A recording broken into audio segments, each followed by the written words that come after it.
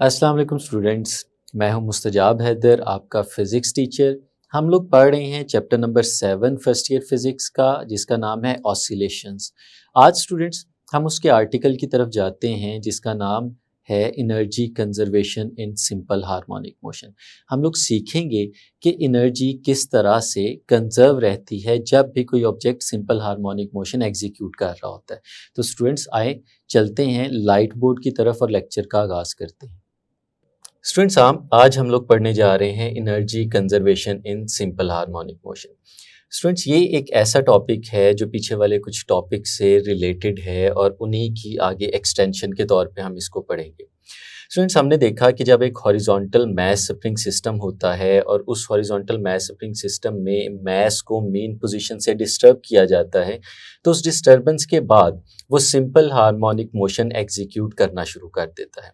अब हम ये देखना चाह रहे हैं कि उसी एग्जाम्पल को अगर हम कैरी करें और देखें कि उसकी मोशन के दौरान जो एनर्जी थी क्या वो कंजर्व रह रही थी या नहीं रह रही थी। तो स्टूडेंट्स उसको सीखते हैं और अपनी उसी एग्जाम्पल को कैरी फॉरवर्ड करते हैं जो हम लोगों ने हॉरिजॉन्टल मैस स्प्रिंग सिस्टम वाले लेक्चर में सीखा था।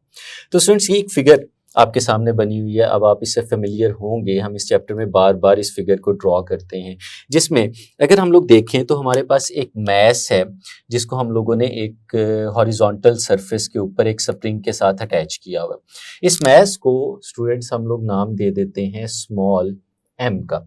और स्टूडेंट्स ये एक ऐसे सरफेस के ऊपर पड़ा हुआ है जो सरफेस फ्रिक्शनलेस है, यानी कोई फ्रिक्शन मौजूद नहीं होगी। ये एक आइडियल सरफेस है जिसने फ्रिक्शन ऑफर नहीं करनी। उसके साथ साथ ये जिस स्प्रिंग के साथ अटैच है उस स्प्रिंग का एक स्पेसिफिक स्प्रिंग कांस्टेंट भी है जिसे हम लोग स्मॉल के साथ रिप्रेजेंट करते हैं। तो स्टूडेंट्स अगर हम इसके फिगर ए को देखें तो इस वक्त हमारा जो मैस है वो अपनी इक्विलिब्रियम पोजीशन पे मौजूद है, जिसे हम मेन पोजीशन का नाम भी देते हैं। जैसे कि यहाँ पे आपको लिखा हुआ नजर आ रहा है, हम इसे ओ के साथ रिप्रेजेंट कर रहे हैं। स्टूडेंट्स हम लोग क्या करें, अगर हम इस पे एक फोर्स एक्सर्ट करें और इसकी पोजीशन को चेंज करें।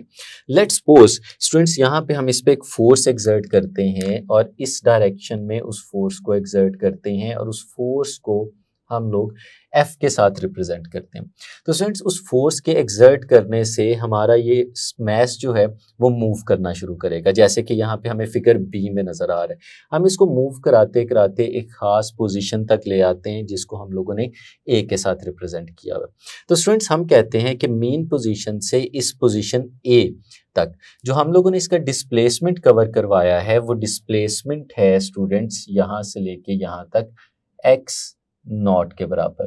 तो स्टूडेंट्स हम लोग जानते हैं ये मैक्सिमम डिस्प्लेसमेंट होता है जिसे हम लोग एम्पलीट्यूड का नाम भी देते हैं। तो स्टूडेंट्स ये एम्पलीट्यूड है। अब इस एम्पलीट्यूड के लिए जो हम फोर्स एक्सर्ट कर रहे हैं उस फोर्स को हम लोगों ने लिखा हुआ है। और हम लोगों ने एक चीज सीखी थी स्टूडेंट्स कि ये जो डिस्प्लेसमेंट हम लोग प्रोड्यूस करा रहे हैं इसका डायरेक्ट रिलेशन होता है फोर्स के साथ। जितनी ज़्यादा फोर्स एक्सर्ट करेंगे उतनी ही ज़्यादा हमारे पास इस केस में डिस्प्लेसमेंट भी होती चली जाएगी। तो स्टूडेंट्स अगर हम लोग लिखें तो हम लोगों ने अकॉर्डिंग टू हुक्स लॉ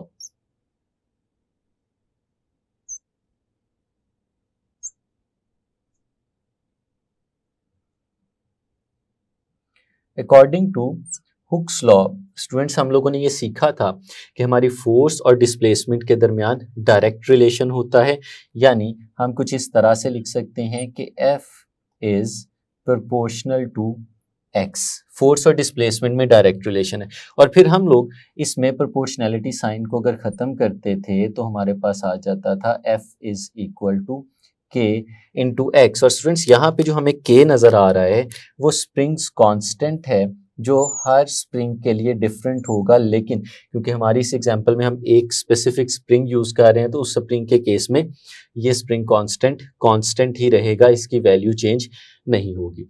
तो स्टूडेंट्स हम इसको मूव करवाते करवाते अगर एक्स नॉट तक ले हैं और उसके बाद हम इसे रिलीज करें तो रिलीज करने पे क्या होता है, हम लोगों ने सीखा है कि इस पे एक रिस्टोरिंग फोर्स लगेगी जो फोर्स इस स्प्रिंग, इस मैस को वापस इसके मेन पोजीशन की तरफ लेके जाएगी। और यहाँ पे चूंकि हम एनर्जी को डिस्कस कर रहे हैं तो स्टूडेंट्स हमें पता होना चाहिए कि वो उसे मेन पोजीशन की तरफ जो लेके जा रही है वो बेसिकली एनर्जी है।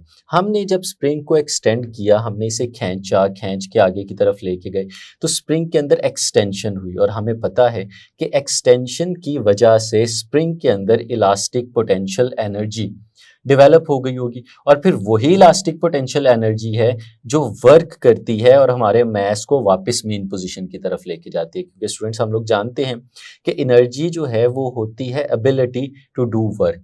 तो अगर हमारा मैस मेन पोजीशन की तरफ वापस जा रहा है तो इसका मतलब है कि स्प्रिंग के पास कुछ ना कुछ तो एनर्जी थी जो उसे वापस लेके जा रही है, क्योंकि वापस लेके जाना भी वर्क है। तो वो वर्क कर रहा है स्प्रिंग उस एनर्जी की वजह से जो उसके अंदर डेवलप हो गई थी। क्यों डेवलप हो गई थी? क्योंकि हम लोगों ने उसको एक्सटेंशन दी थी, हमने उसे पकड़ के एक्सटेंड किया था। तो स्टूडेंट्स उस एक्सटेंशन की वजह से ये वापस जाता है और अपनी मेन पोजीशन की तरफ चलता है, लेकिन अपनी मेन पोजीशन पे ये रुकता नहीं है क्योंकि इस मैस का कुछ ना कुछ इनर्शिया भी होगा और वो इनर्शिया कैरी करता है मैस को फर्दर आगे की तरफ। और जहाँ पे हम फिगर सी में देख रहे हैं वो मैस फर्दर मूव करते करते इस पॉइंट ए प्राइम तक आ जाता है और जब वो ए प्राइम पे पहुंचता है तो फिर से वही मामला होगा, क्योंकि पहले स्प्रिंग में हुई थी एक्सटेंशन, हमने पकड़ के खींचा था और अब स्प्रिंग हो गया कॉम्प्रेस। ये इनर्शिया ने मैस को आगे मूव करवाया और उस मूवमेंट की वजह से मैस ने स्प्रिंग को कंप्रेस कर दिया। तो स्प्रिंग में एक दफ़ा फिर इलास्टिक पोटेंशियल एनर्जी डेवलप हो गई। यानी चाहे हम स्प्रिंग को एक्सटेंड करें, चाहे हम स्प्रिंग को कंप्रेस करें, इन दोनों केसेस में हमारी इलास्टिक पोटेंशियल एनर्जी स्प्रिंग के अंदर आ जाती है। और स्टूडेंट्स एक और चीज़ भी बड़ी देखने वाली है कि स्प्रिंग मूव कर रहा है और स्प्रिंग की मूवमेंट की वजह से हमारा ये जो मैस है ये भी कंटिन्यूसली मूव करेगा। तो स्टूडेंट्स हम लोग जानते हैं कि मूव करते हुए ऑब्जेक्ट के पास काइनेटिक एनर्जी भी होती है। तो हमारे इस स्प्रिंग के पास ना सिर्फ पोटेंशियल एनर्जी है बल्कि हमारे इस मैस के पास एक काइनेटिक एनर्जी भी मौजूद होगी। और इन्हीं दोनों एनर्जीज को हम लोगों ने यहाँ पे देखना है और ये भी देखना है कि क्या ये दोनों एनर्जीज मिलके एनर्जी कंजर्वेशन के लॉ को ओबे कर रही हैं या नहीं कर रही। तो स्टूडेंट्स हम लोग देखते हैं फोर्स को और डिस्प्लेसमेंट के रिलेशन को। हमने ये तो देख लिया कि फोर्स जो है वो के और एक्स के प्रोडक्ट के इक्वल होती है। अब स्टूडेंट्स अगर दो पोजीशंस हम लोग कंसीडर कर लें, एक हम पोजीशन ले लेते हैं ए जिसे हम एक्सट्रीम पोजीशन कहते हैं और एक पोजीशन हम लोग ले लेते हैं ओ जिसे हम मेन पोजीशन कहते हैं। हम इन दोनों पोजीशंस पे मौजूद सबसे पहले फोर्स को देखते हैं। तो स्टूडेंट्स एट मेन पोजीशन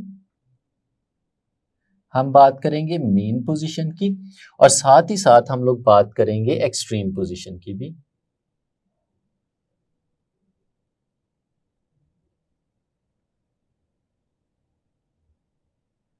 और इन दोनों पोजीशंस पे स्टूडेंट्स हम लोग ये भी देखेंगे कि डिस्प्लेसमेंट कितना है और हम ये भी देखेंगे कि फोर्स कितनी है। लेट्स सपोज स्टूडेंट्स पहले हम लोग देखते हैं कि डिस्प्लेसमेंट क्या होगा। हम लोग जानते हैं स्टूडेंट्स कि जो डिस्प्लेसमेंट होता है वो डिस्टेंस होता है मेन पोजीशन से स्पेसिफिक पोजीशन तक का। अब अगर हम बात करें मेन पोजीशन की, जैसे कि हम फिगर ए की बात करें तो स्टूडेंट्स फिगर ए में तो डिस्प्लेसमेंट है ही नहीं, हमारा ऑब्जेक्ट मेन पोजीशन के ऊपर पड़ा है, हमारा मैस मेन पोजीशन के ऊपर मौजूद है, तो डिस्प्लेसमेंट यहाँ पे जीरो है। तो हम लोग कह सकते हैं कि एट मेन पोजीशन हमारा जो डिस्प्लेसमेंट है वो जीरो है।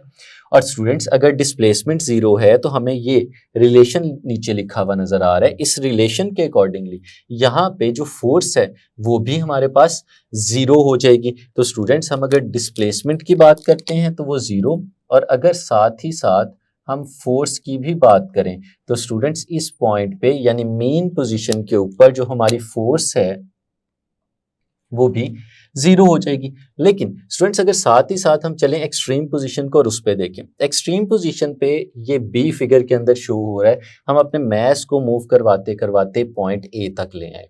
तो जब मैस ए तक आ गया तो उस वक्त उसका जो डिस्प्लेसमेंट है वो उसके मैक्सिमम डिस्प्लेसमेंट यानी एम्पलीट्यूड के बराबर हो गया। यानी एक्सट्रीम पोजीशन पे अगर हम डिस्प्लेसमेंट की बात करें तो स्टूडेंट्स वो हमारे पास एक्स नॉट के इक्वल होगा। और इसी तरह अगर एक्सट्रीम पोजीशन पे फिर हम फोर्स की बात करें तो स्टूडेंट्स ये फोर्स हमारे पास लिखी हुई है, force F is equal to k x होती है और x डिस्प्लेसमेंट होती है उस स्पेसिफिक पॉइंट की जिस पॉइंट पे हम लोग मौजूद हैं। तो अगर स्टूडेंट्स हमारी डिस्प्लेसमेंट x नॉट के बराबर है तो फिर फोर्स को हम किस फॉर्मूले के साथ रिप्रेजेंट करेंगे, k, तो स्टूडेंट्स इसी तरह से लिखा रहेगा।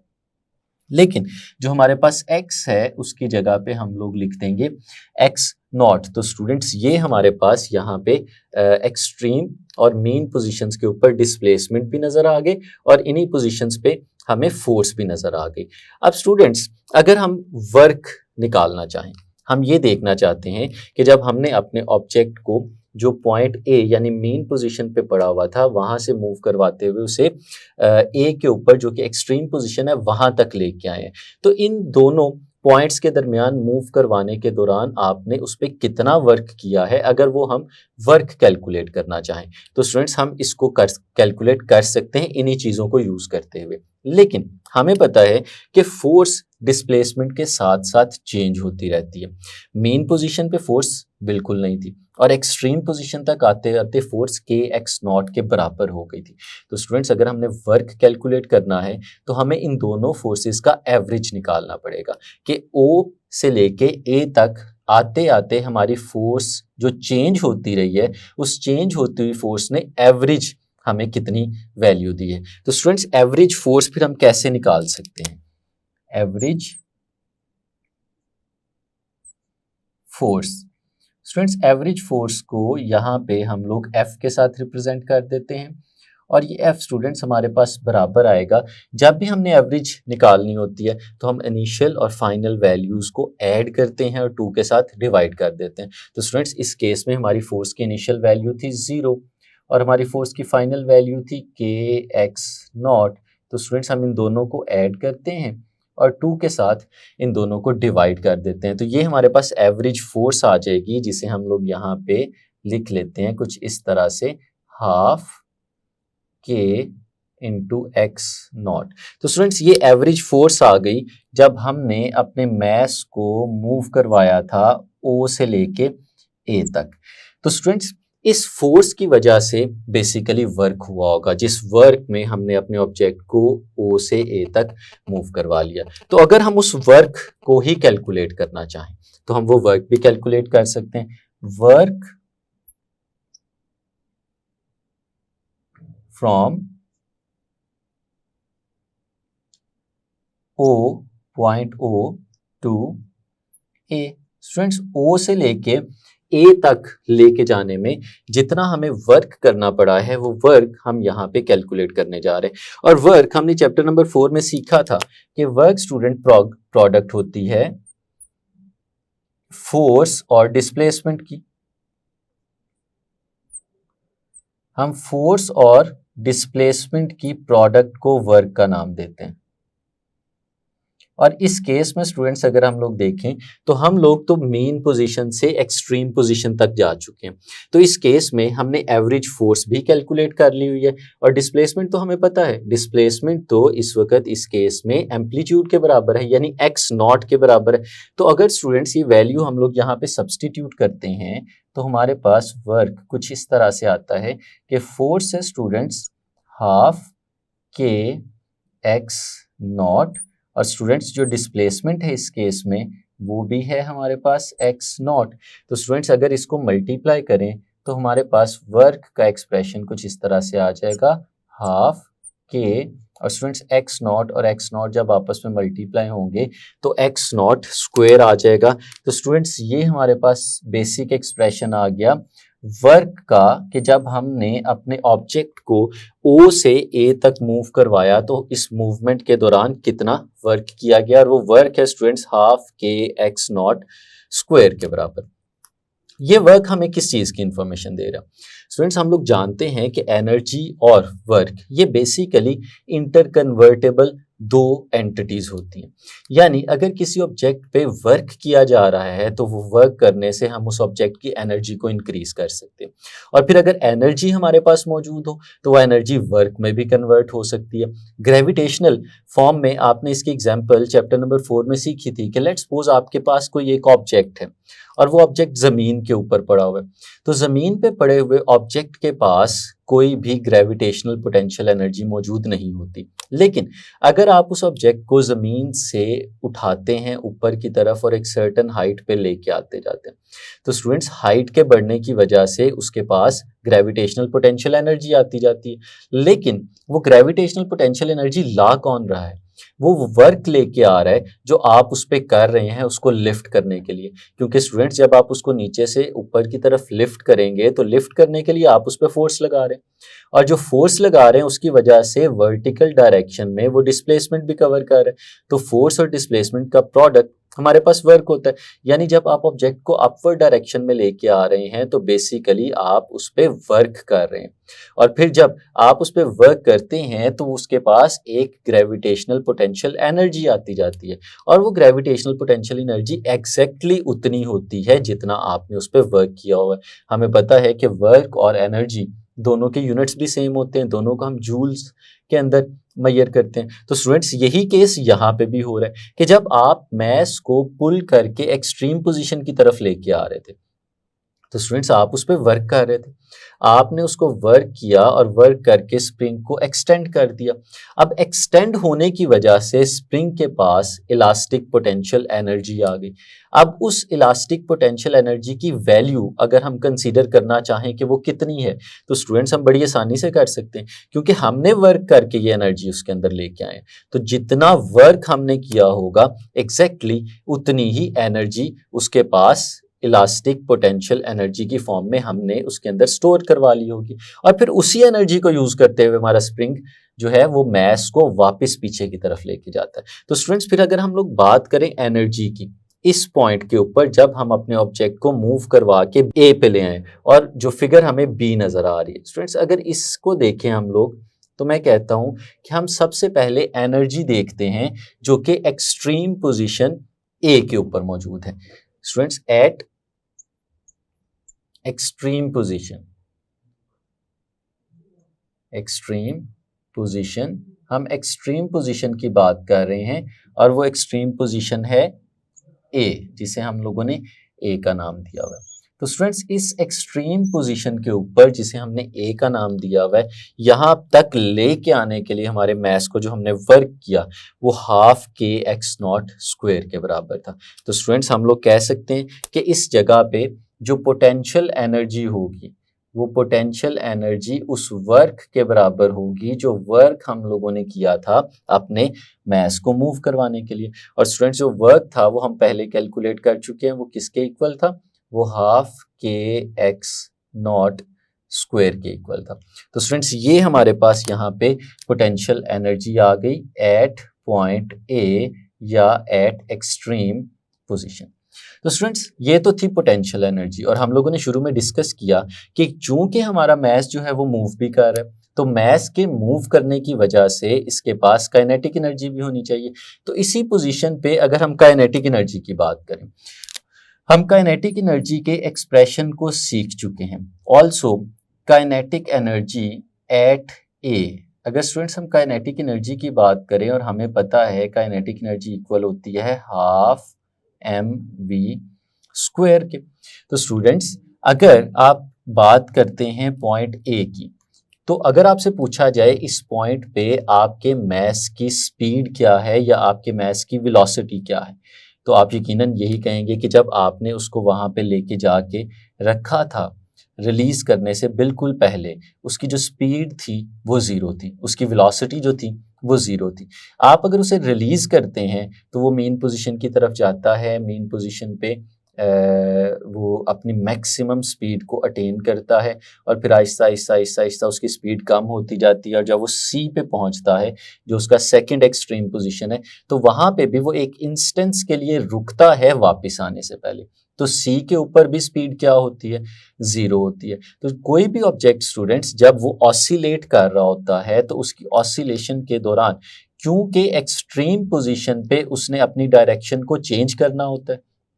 तो डायरेक्शन चेंज करने के लिए एक इंस्टेंस के लिए वो ऑब्जेक्ट वहां पे रुक जाता है, उस एक इंस्टेंस पे उसकी स्पीड उस जगह पे जीरो हो जाती है। तो फिर चाहे वो पॉइंट ए हो या ए प्राइम हो, इन दोनों जगहों पे हमारी जो स्पीड होगी वो जीरो होगी। तो स्टूडेंट्स अगर फिर काइनेटिक एनर्जी इस रेफरेंस से हम लोग निकालें तो हमें पता चल गया कि v जो है वो जीरो है।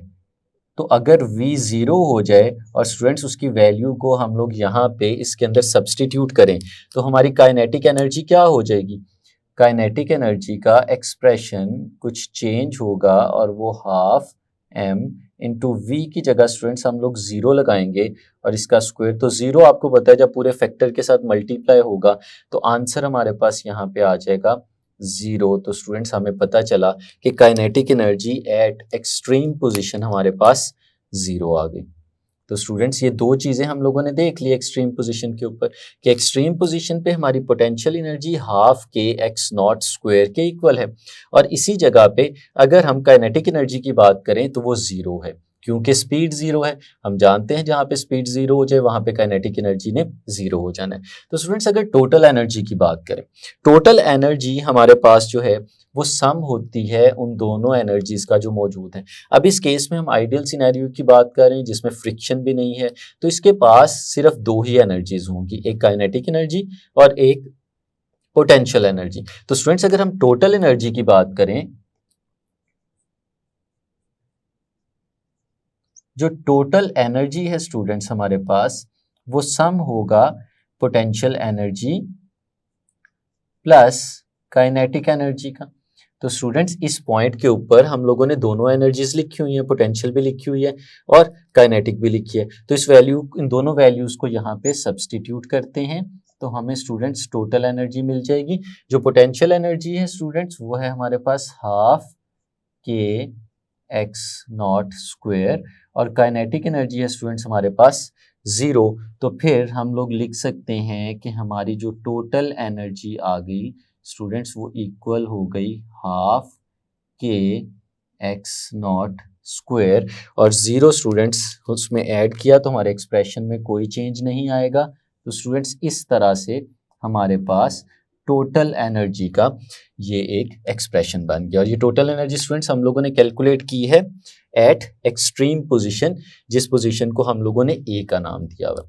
तो स्टूडेंट्स इसको हम जहन में रखते हैं और आगे चलते हैं और अपने एक्सप्रेशंस को डेवलप करते हैं दूसरी पोजीशंस के ऊपर भी। अगर हम एक्सट्रीम पोजीशन पे ये चीज़ देख रहे हैं तो स्टूडेंट्स हमें ये भी देखना चाहिए कि मेन पोजीशन के ऊपर एनर्जीज का क्या स्टेटस होगा, और इसी तरह एक जनरल जगह भी ले लेनी चाहिए जहाँ पे डिस्प्लेसमेंट की एक जनरल वैल्यू हो और उस जनरल वैल्यू पे भी हम लोग देखें कि वहाँ पे हमारे पास टोटल एनर्जी, काइनेटिक एनर्जी और पोटेंशियल एनर्जीज क्या आनी चाहिए। तो सर सबसे पहले इस फिगर डी को देखते हैं। ये फिगर डी हम लोगों ने एक जनरल पॉइंट ले लिया। जैसे आप देखते हैं ए, बी और सी, ए के अंदर हमारा ऑब्जेक्ट मेन पोजीशन के ऊपर मौजूद था और हमने उसको डिस्प्लेस करके एक्सट्रीम पोजीशन ए के ऊपर लेके आए और फिर हमने रिलीज कर दिया और वो मेन पोजीशन से होता हुआ सी तक चला गया और सी दोबारा से एक एक्सट्रीम पोजीशन है। अब ए प्राइम और ए ये दो एक्सट्रीम पोजीशंस है। जो एक्सप्रेशन हम लोगों ने ए के लिए डेवलप किया है एग्जैक्टली यही एक्सप्रेशन हमारे पास सी के लिए भी डेवलप होगा क्योंकि वो भी एक एक्सट्रीम पोजीशन है। लेकिन अगर मीन और एक्सट्रीम के दरमियान में कोई पोजीशन ले लीजिए, जैसे कि आपको फिगर डी के अंदर नजर आ रहा है। इस फिगर डी के अंदर अगर हम लोग डिस्प्लेसमेंट की बात करते हैं तो मेन पोजीशन से लेके इस वक्त जहाँ पे ये मैस मौजूद है यहाँ तक का फासला डिस्प्लेसमेंट कहलाता है और स्टूडेंट्स इस फासले को हम लोग नाम दे देते हैं x का। ये डिस्प्लेसमेंट x है। इस जगह पे अगर हम बात करें अपने ऑब्जेक्ट की मूवमेंट की तो स्टूडेंट्स ये ऑब्जेक्ट इस वक्त मूव कर रहा है, एक्सट्रीम पोजीशन पे तो रुक गया था इसलिए वहां पे काइनेटिक एनर्जी जीरो हो गई। अब इस पॉइंट की अगर हम लोग बात करें तो हमारा ऑब्जेक्ट मूव कर रहा है। अगर वो a से o की तरफ जा रहा है फिर भी वो मूव कर रहा है, अगर o से a की तरफ जा रहा है वो फिर भी मूव कर रहा है। तो इन दोनों केसेस में उसकी मूवमेंट की वजह से हमारे इस ऑब्जेक्ट के पास कोई ना कोई काइनेटिक एनर्जी होनी चाहिए और साथ ही साथ जब यहाँ पे होगा तो हमारा स्प्रिंग एक सर्टन अमाउंट में एक्सटेंशन भी लेके बैठा होगा, और उस एक्सटेंशन की वजह से इस स्प्रिंग के पास पोटेंशियल एनर्जी भी होनी चाहिए। तो स्टूडेंट्स फिर हम इस डिस्प्लेसमेंट x पे देखेंगे कि हमारी काइनेटिक एनर्जी भी क्या है और इसी जगह पे हमारी पोटेंशियल एनर्जी भी क्या है। तो स्टूडेंट्स देखते हैं इस पोजीशन पे, एट डिस्प्लेसमेंट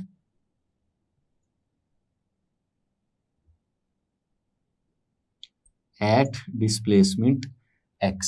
स्टूडेंट्स हमने डिस्प्लेसमेंट x पे देखना है।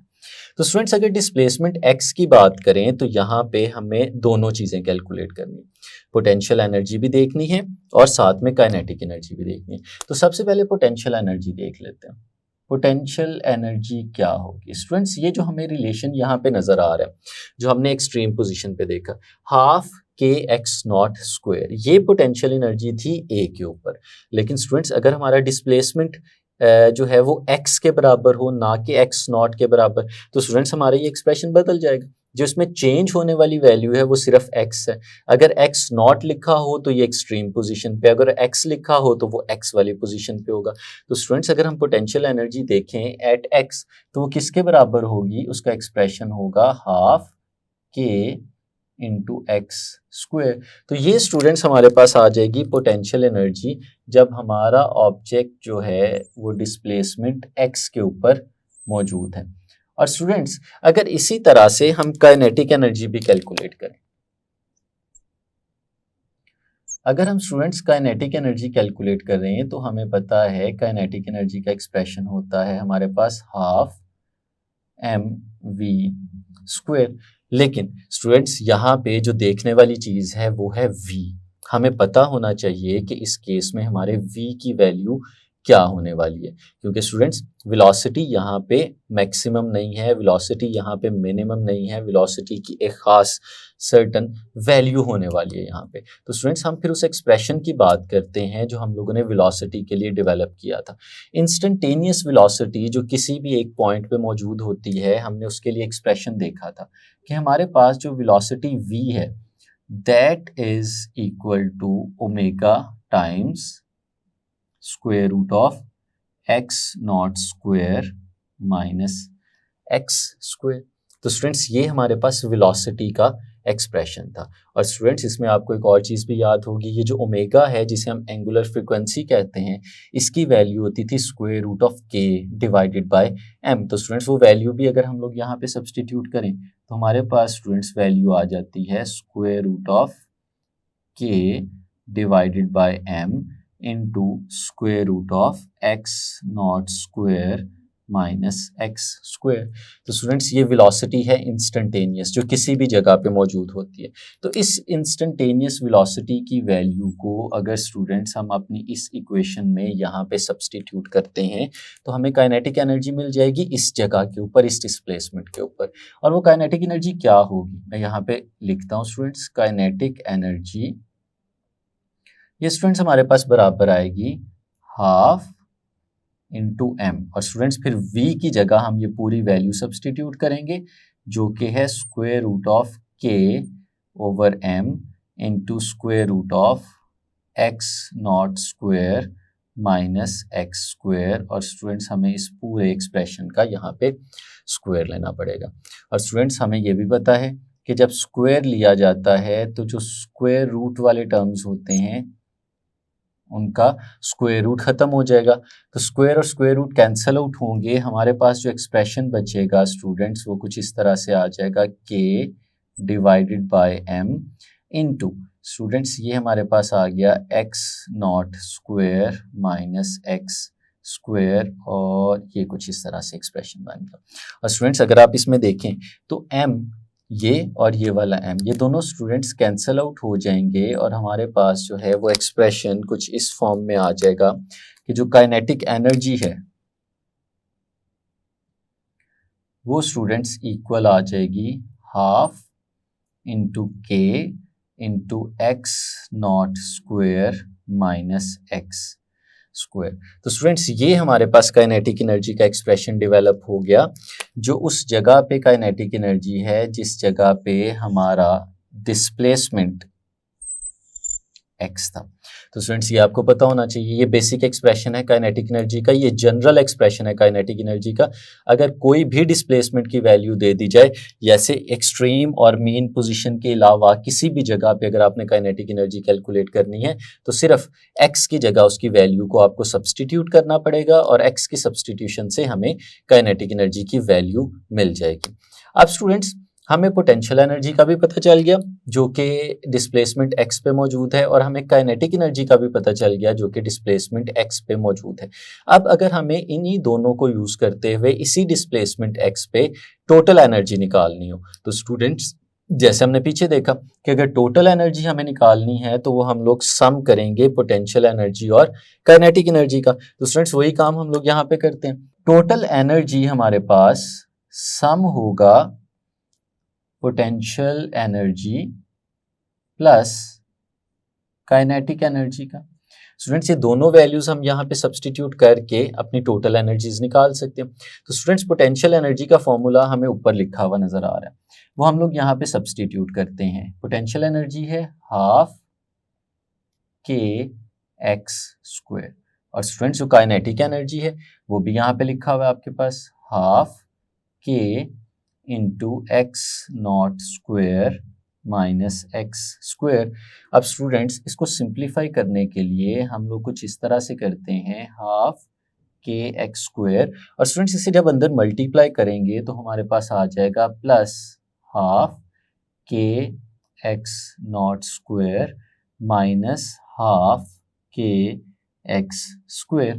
अब स्टूडेंट्स अगर आप गौर से देखें तो इसमें दो टर्म्स आपको बिल्कुल एक जैसी नजर आ रही होंगी, हाफ के एक्स स्क्वायर जो कि फर्स्ट टर्म है और हाफ के एक्स स्क्वायर जो कि लास्ट टर्म है, लेकिन एक प्लस की है और एक माइनस की है। तो स्टूडेंट्स ये दोनों टर्म्स हमारे पास यहाँ पे कैंसिल आउट हो जाएंगी और हमारे पास जो टोटल एनर्जी का एक्सप्रेशन यहाँ पे मिलेगा वो कुछ इस तरह से आ जाएगा, total energy is equal to half k x not square. तो स्टूडेंट्स ये हम लोगों ने इस डिस्प्लेसमेंट x के ऊपर टोटल एनर्जी कैलकुलेट कर ली जो कि half k x not square के बराबर है। तो स्टूडेंट्स दो पॉइंट्स तो हम लोगों ने इस तरह के ले लिए जिन जगहों पे हम लोग काइनेटिक एनर्जी को भी निकाल चुके हैं और हम इन जगह पे पोटेंशियल एनर्जी को भी निकाल चुके हैं और साथ साथ हम लोगों ने टोटल एनर्जीज भी निकाल ली, और एक पोजीशन हमारी रह गई स्टूडेंट्स, क्योंकि हमारा ऑब्जेक्ट मूव कर रहा था, ए से चला और वापस जा रहा था ओ की तरफ, और रास्ते में एक डिस्प्लेसमेंट एक्स पे हमने इसकी वैल्यू फाइंड आउट कर ली। और अब अगर वो चलते चलते मीन पोजीशन पे पहुंच जाता है तो स्टूडेंट्स उस मीन पोजीशन के ऊपर हमारे पास ये दोनों एनर्जीज और टोटल एनर्जीज क्या होंगी, हमें इनको भी डिस्कस करना है। तो स्टूडेंट्स हम लोग बात करते हैं आगे एट मीन पोजीशन।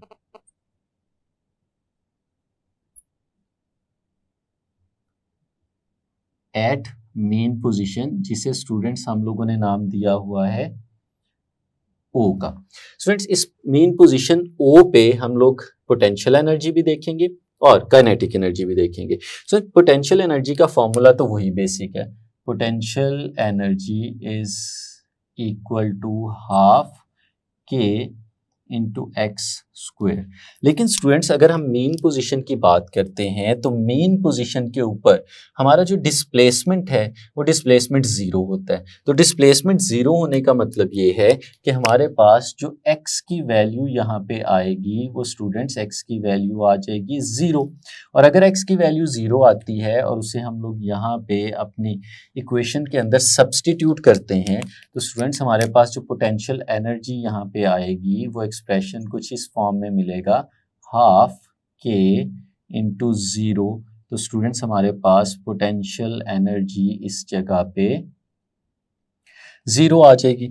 तो स्टूडेंट्स हम लोगों ने देखा कि एक्सट्रीम पोजीशन से मीन पोजीशन तक आते आते हमारी पोटेंशियल एनर्जी कम होते होते ज़ीरो हो चुकी है, और हम लोग जानते हैं ये चीज़ कि जब भी कोई ऑब्जेक्ट अपनी इक्विलिब्रियम पोजीशन पे होता है तो उसकी जो पोटेंशियल एनर्जी है वो ज़ीरो होती है, इसीलिए हमारे इस ऑब्जेक्ट की भी जो पोटेंशियल एनर्जी है यहाँ पे वो ज़ीरो मिल रही है हमें। तो स्टूडेंट्स इसी चीज़ को अगर हम आगे लेके चलें और काइनेटिक एनर्जी की बात करें तो हम वो भी कैलकुलेट कर सकते हैं। Also if we continue to calculate the kinetic energy, तो काइनेटिक एनर्जी स्टूडेंट्स हमें पता है वो इक्वल होती है हाफ mv स्क्वायर के। और स्टूडेंट्स यहाँ पे भी हमें v की वैल्यू सब्सटीट्यूट करनी है, और v की वैल्यू सब्सटीट्यूट करने के लिए हम वही एक्सप्रेशन यूज़ करेंगे जो अभी कुछ देर पहले हमने किया था। स्टूडेंट्स इसमें v की वैल्यू अगर हम लोग देखते हैं तो v इक्वल था square root of k divided by m into square root of x not square minus x square. तो स्टूडेंट्स अगर आप इस एक्सप्रेशन को देखें तो ये तो था जनरल, लेकिन अब अगर हम बात करें तो हमारी डिस्प्लेसमेंट इस केस में क्या है। डिस्प्लेसमेंट तो स्टूडेंट्स जीरो है, यानी ये जो एक्स है यहाँ पे लिखा हुआ, इस एक्स की वैल्यू तो जीरो है जैसे अभी हमने ऊपर मेंशन की। तो फिर स्टूडेंट्स अगर हम इस वेलोसिटी को यहाँ पे सिंप्लीफाई करके लिखें तो हमारे पास कुछ इस तरह का एक्सप्रेशन बनेगा। स्टूडेंट्स ये x तो ज़ीरो हो जाएगा, हमारे पास जो बाकी बचेगा वो x नॉट का स्क्वायर है, और फिर वो स्क्वायर रूट से बाहर अगर आ जाए तो स्टूडेंट्स हमारे पास एक्सप्रेशन कुछ ऐसे आ जाएगा, x not into square root of k divided by m।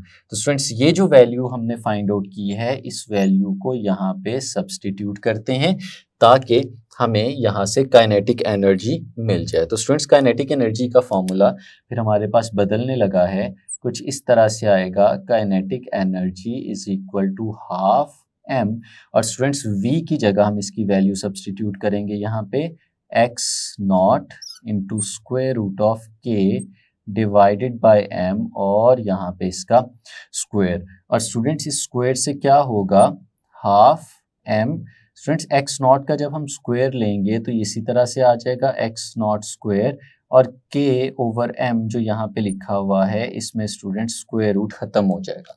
और आप देखें कि इसमें मैस एक न्यूमरेटर में है और एक डिनोमिनेटर में है, तो स्टूडेंट्स ये दोनों कैंसल आउट हो जाएंगे और हमारे पास जो काइनेटिक एनर्जी की वैल्यू इस जगह पे मिलेगी वो स्टूडेंट्स इक्वल आ जाएगी half k x not square. तो स्टूडेंट्स ये हमारे पास आ गई काइनेटिक एनर्जी की यहाँ पे वैल्यू। तो स्टूडेंट्स हमने मेन पोजीशन के ऊपर पोटेंशियल एनर्जी भी फाइंड आउट कर ली और काइनेटिक एनर्जी भी फाइंड आउट कर ली।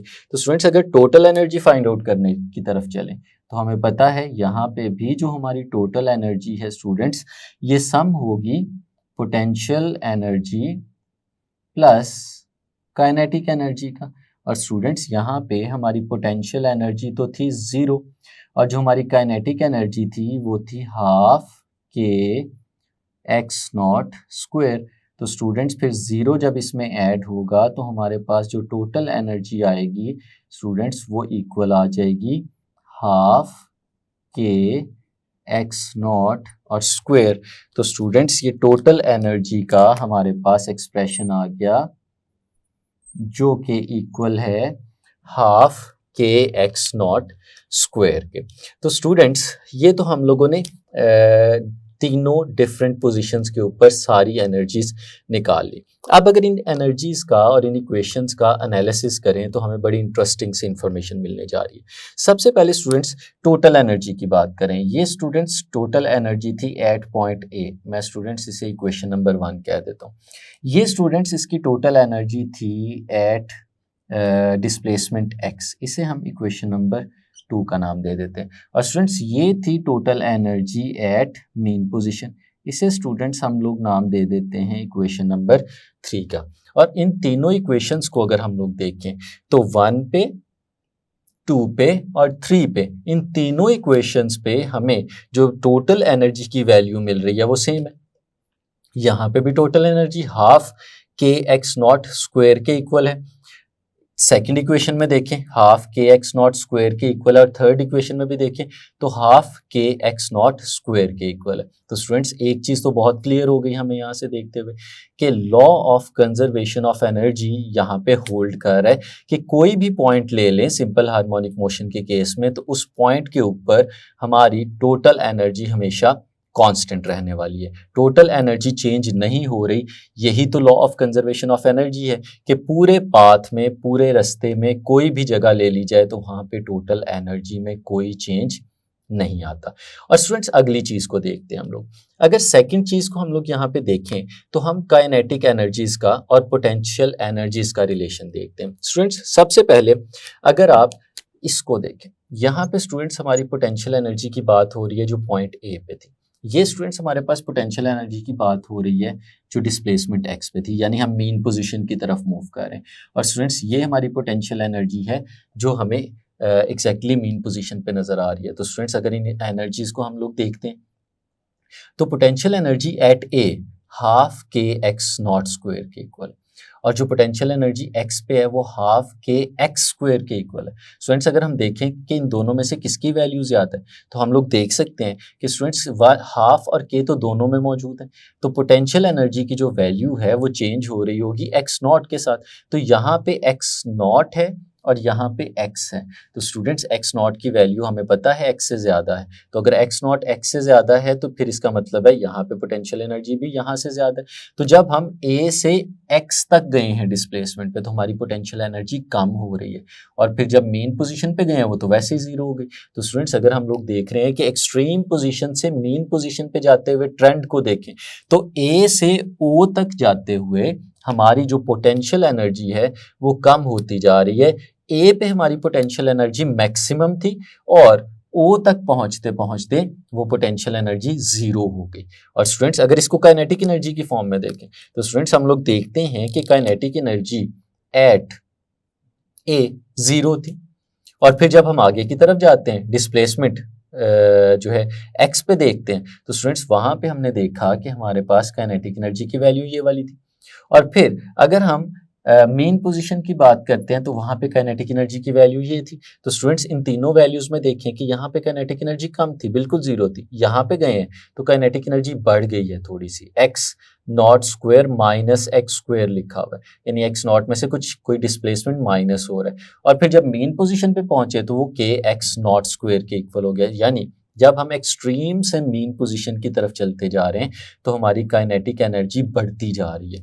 तो स्टूडेंट्स हम लोग देखते हैं कि एक्सट्रीम से मेन की तरफ जाते हुए हमारी पोटेंशियल एनर्जी कम होती जा रही थी और हमारी काइनेटिक एनर्जी बढ़ती जा रही थी, लेकिन हमारी टोटल एनर्जी जो थी वो तो चेंज नहीं हो रही थी, टोटल एनर्जी कांस्टेंट रह रही थी। तो स्टूडेंट्स फिर हम यहाँ से क्या कह सकते हैं कि अगर एनर्जी कंजर्वेशन की बात करें तो एनर्जी कंजर्व रहती है, लेकिन एक फॉर्म से दूसरे फॉर्म में कन्वर्ट होती जाती है।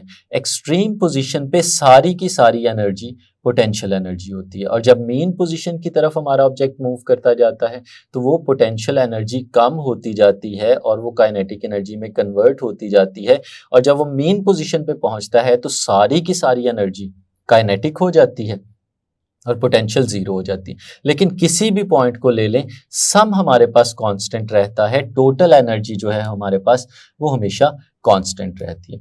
तो स्टूडेंट्स इसी चीज़ को हमारी बुक में ये ग्राफ जो आपको नज़र आ रहा है इसमें बहुत अच्छे से इलेबोरेट किया गया। स्टूडेंट्स अगर इस ग्राफ में हम लोग देखते हैं तो हमें नज़र आता है कि या स्टूडेंट्स जब हम एक्सट्रीम से मीन की तरफ जा रहे हैं तो बिल्कुल इसी तरह से जो ट्रेंड हम लोगों ने यहाँ पे देखा है एनर्जीज में चेंज आता जा रहा है। अगर आप सिर्फ पोटेंशियल एनर्जी वाली लाइन को देखते हैं तो स्टूडेंट्स एक्सट्रीम पोजीशन पे पोटेंशियल एनर्जी मैक्सिमम है और मेन पोजीशन पे आते आते मिनिमम हो जाती है, जीरो हो जाती है। फिर दूसरे एक्सट्रीम पोजीशन पे जाते हैं तो फिर से हमारी पोटेंशियल एनर्जी मैक्सिमम हो जाती है। लेकिन स्टूडेंट्स अगर हम लोग बात करते हैं काइनेटिक एनर्जी की तो काइनेटिक एनर्जी का ग्राफ एग्जैक्टली ऑपोजिट नजर आ रहा है हमें कि वो मेन पोजीशन की अगर हम लोग बात करें तो मेन पोजीशन पे वो मैक्सिमम है और दोनों एक्सट्रीम पोजीशंस के ऊपर हमारी काइनेटिक एनर्जीज मिनिमम है। कोई भी पॉइंट स्टूडेंट हम लोग ले लें और उस पे इन दोनों एनर्जीज का सम करें तो टोटल एनर्जी हमेशा हमारे पास इक्वल आएगी, लेकिन काइनेटिक और पोटेंशियल एनर्जीज चेंज होती रहेंगी। तो स्टूडेंट्स ये था हमारा energy conservation in simple harmonic motion.